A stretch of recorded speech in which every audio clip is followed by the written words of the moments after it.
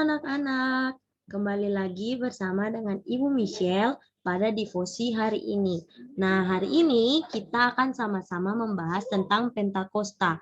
Namun sebelumnya, Ibu Michelle mengingatkan anak-anak kembali untuk duduk yang rapi dan jangan terlalu dekat dengan layar handphone ataupun layar laptop yang kalian gunakan ya. Karena nanti mata kalian akan sakit, oke? Kemudian Ibu Michelle hari ini ingin kalian menyiapkan Alkitab kalian masing-masing, oke? Nah, sekarang kita akan mulai devosi kita di hari ini. Namun sebelum kita memulai devosi kita, Ibu Michelle mau mengajak kalian semua untuk menyanyikan sebuah lagu yang berjudul Hari Ini Harinya Tuhan. Bernyanyi bersama ya.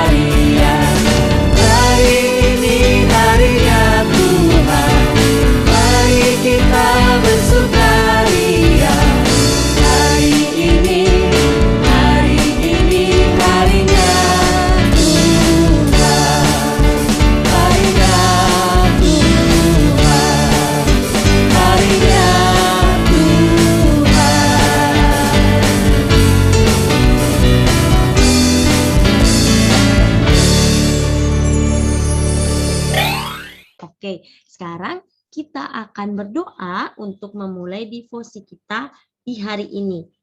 Mari lipat tangan, tutup mata, kita bersatu di dalam doa. Berdoa mulai. Tuhan Yesus, terima kasih untuk penyertaan-Mu hingga pada hari ini kami anak-anak-Mu boleh berkumpul untuk mendengarkan sedikit dari berita firman-Mu Tuhan. Kiranya dari awal devosi kami hingga pada akhirnya, walaupun secara online, mau jadi di dalam kehendak-Mu saja. Ke dalam tangan-Mu kami serahkan devosi ini. Dalam nama Tuhan Yesus kami berdoa. Amin. Oke. Nah, sekarang kita akan mendengarkan berita firman Tuhan. Jadi anak-anak boleh angkat Alkitabnya. Kita sama-sama buka Alkitabnya dari Perjanjian Baru. Bu Michelle tidak memberikan ayat Alkitab Kisah Para Rasul ini di slide karena Ibu Michelle mau kalian membaca dari Alkitab kalian ya. Oke, jadi ayo kita sama-sama buka dari Perjanjian Baru Kisah Para Rasul pasalnya yang kedua, ayatnya yang ke-7 sampai ayatnya yang ke-12. Kita baca bersama-sama. Anak-anak boleh baca di rumah anak-anak masing-masing ya. Kisah Para Rasul 2 ayat 7 sampai ayatnya yang ke-12 dengan perikop Pentakosta. Ayatnya yang ke-7, Mereka semua tercengang-cengang dan heran, lalu berkata, "Bukankah mereka semua yang berkata-kata itu orang Galilea? Bagaimana mungkin kita masing-masing mendengar mereka berkata-kata dalam bahasa kita sendiri, yaitu bahasa yang kita pakai di negeri asal kita? Kita orang Partia, Media, Elam, penduduk Mesopotamia, Yudea, dan Kapadokia, Pontus dan Asia, Frigia dan Pamfilia, Mesir dan daerah-daerah Libya yang berdekatan dengan Kirene. Pendatang-pendatang dari Roma, baik orang Yahudi maupun penganut agama Yahudi, orang Kreta dan orang Arab, kita mendengar mereka berkata-kata dalam bahasa kita sendiri tentang perbuatan-perbuatan besar yang dilakukan Allah. Mereka semuanya tercengang-cengang dan sangat termangu-mangu sambil berkata seorang kepada yang lain, "Apakah artinya ini?" Oke, sekarang kita akan lanjutkan ya. Ibu Michelle ingin mengajak anak-anak untuk berpikir sebentar. Kira-kira pada peristiwa Pentakosta ini hal yang terjadi itu hal apa saja ya? Nah, sekarang Ibu Michelle akan membantu anak-anak untuk memahami tentang firman ini ya. Jadi, mengenai bahasa yang berbeda itu bukan terjadi pertama kali di peristiwa Pentakosta. Jadi, bukan pertama kali terjadinya di Pentakosta ya anak-anak. Pertama kali terjadinya itu pada saat masa Babel. Jadi, kalau Ibu Michelle kasih gambaran menara, sebuah menara. Nah, Babel itu sangat terkenal dengan yang namanya menaranya, Menara Babel. Nah, Menara Babel ini adalah menara yang sedang dibangun ya pada saat itu. Sedang masih di dalam tahap pembangunan. Jadi, para pekerjanya sangat banyak. Namun, Tuhan Yesus mengacaukan para pekerjanya. Mengapa Tuhan Yesus mengacaukan para pekerjanya? Karena pada masa itu orang-orang Babel itu berbuat dosa dan mereka sangat sombong. Akhirnya karena Tuhan Yesus yang marah dan murka kepada kesombongan orang-orang Babel, Tuhan Yesus mengacaukan pekerja yang bekerja pada saat itu. Bagaimana caranya? Ya, dengan cara membuat mereka berbahasa roh, berbahasa yang berbeda. Jadi para pekerja pun bingung karena mereka tidak memahami bahasa satu sama lainnya. Nah, kemudian apa sangkut pautnya dengan Pentakosta? Oke, Pentakosta itu juga merupakan sebuah peristiwa di mana seluruh orang pada saat itu sedang berkumpul di sebuah rumah atau tempat. Nah, kalau anak-anak baca tadi ya, di Kisah Para Rasul, pasal yang kedua, anak-anak bisa baca yang ayatnya pertama, itu dikatakan kalau mereka sedang berkumpul, sedang duduk atau sedang bercerita, sedang mengobrol ya, dengan sesama. Oke, nah pada saat itu ada angin yang datang, angin yang besar, namun tidak terlalu besar ya anak-anak, yang meniup dan seperti ada bunyi. Kemudian muncullah lidah-lidah api. Nah, pasti anak-anak sudah mendengar ya tentang lidah-lidah api. Jadi, lidah-lidah api itu melambangkan kehadiran Tuhan. Nah, ketika lidah-lidah api itu sudah ada di masing-masing orang, terjadilah sesuatu hal yang luar biasa, hanya bisa dilakukan oleh Tuhan saja. Tuhan membuat semua murid penuh dengan Roh Kudus dan mereka mulai berbahasa roh.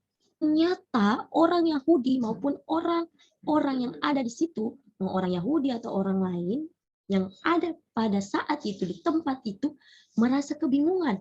Wah, kenapa ya Kenapa sampai murid-murid Tuhan Yesus ini, murid-murid ini, mereka bisa berbicara bahasa roh, bahasa yang sama seperti bahasa mereka.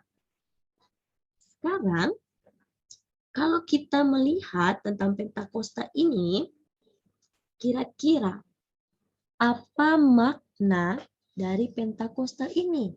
Apa hal penting yang Tuhan ingin nyatakan di dalam kisah Pentakosta ini? Benar ya, di dalam kisah Pentakosta ini kepada kita pada saat ini.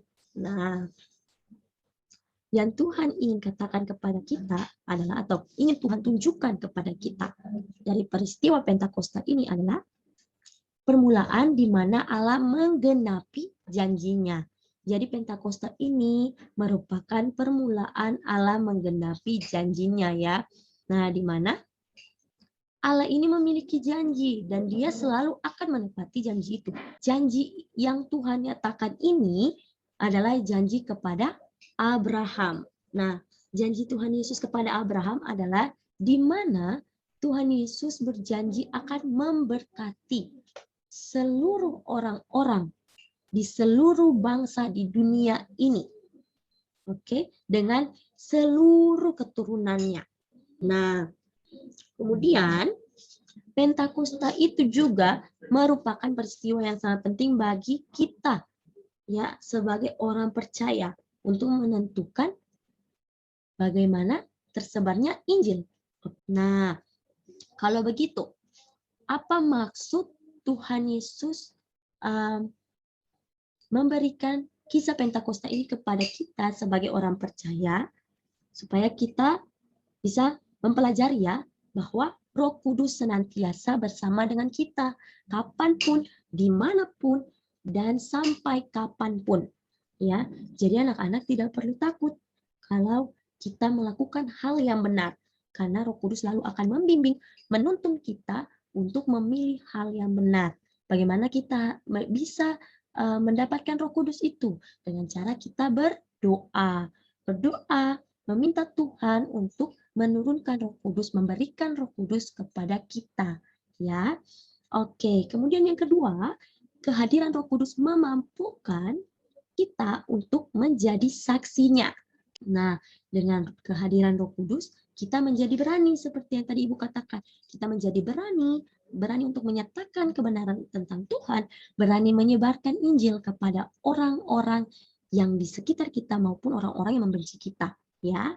Oke, kemudian yang ketiga, hidup kita diberkati oleh Tuhan.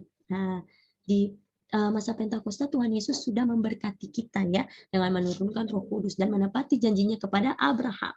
Nah, dengan demikian, ketika kita sudah diberkati oleh Tuhan Yesus, kita harus menjadi pengikut Kristus yang bersyukur ya, yang selalu menyertakan Tuhan Yesus di dalam kehidupan sehari-harinya kita. Karena tanpa Tuhan Yesus, tanpa Roh Kudus, kita bukanlah siapa-siapa dan kita tidak bisa melakukan hal yang benar. Oke. Nah, demikian sharing singkat yang boleh Ibu Michelle bawakan di hari ini. Semoga menjadi berkat bagi anak-anak dan juga bagi Ibu Michelle dan bagi guru-guru yang lainnya. Semangat dan tetap menjalankan perintah Tuhan Yesus untuk menyebarkan Injil dimanapun, kapanpun kita berada. Oke, sekarang mari kita berdoa. Lipat tangan, tutup mata, mari kita bersatu di dalam doa. Berdoa mulai. Tuhan Yesus, terima kasih karena kami boleh menyelesaikan devosi kami di hari ini dengan baik. Kiranya apa yang telah kami dengarkan dan kami sharingkan di hari ini boleh menjadi berkat dan bekal bagi kami untuk menjalankan setiap perintah yang Engkau kehendaki di dalam hidup kami. Ajarlah kami untuk menjadi pengikut Kristus yang selalu mengikuti apa yang diperintahkan oleh Roh Kudus dan apa yang diinginkan oleh Engkau. Karena hanya Engkaulah yang menjadi pokok kebenaran di dalam kehidupan kami. Ke dalam tangan-Mu, kami serahkan seluruh aktivitas kami selanjutnya. Dalam nama Tuhan Yesus, kami berdoa. Amin. Oke anak-anak, semangat untuk mengikuti kelas hari ini. Tetap jaga kesehatan ya. Sampai jumpa.